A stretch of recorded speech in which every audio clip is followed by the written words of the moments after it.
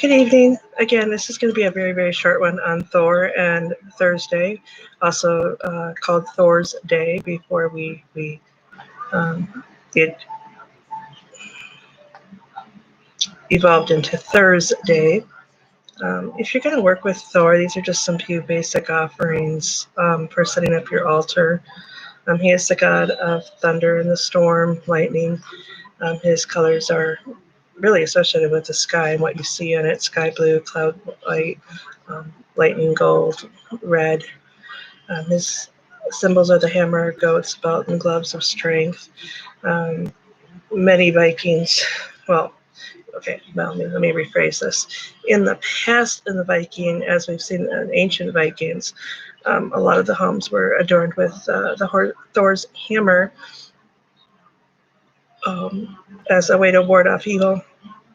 You don't see it as much nowadays, but at least I have not seen it in America practice practitioners because it's kind of been associated with other things. But inside your home, having an altar with maybe a model goat and cart pulling, ideally the goat is pulling the cart, weapon shields, rainwater, some of the foods would be garlic, leeks, and onions. Oak is associated with him. Also the runes Therisas,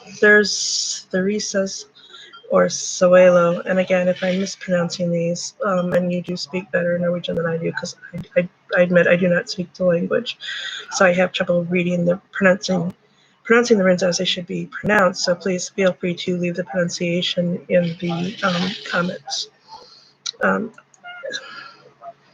Some things you can do. Viking way of life was very much about service. So doing something in which somebody might be afraid to do something, or protecting children who have been abused. So that might be working at an abuse shelter for women and children, or doing something along those lines. Or perhaps, someone's afraid to go to the hospital and get chemo. Maybe that's where you go and sit with them while they're doing that. Again, this is very short. It's been a really, really long week for me. Thursday was even longer, it seems. And I'm feeling the pressures of Pluto in retrograde and some other things that are, I need to recharge. So that said, that's just a little bit. Please feel free to add anything in the comments. This is just a very kind of a quick week of going through the names of the week and who they're associated with in Norse mythology, because that's kind of where we pulled them from. Obviously, words have gone through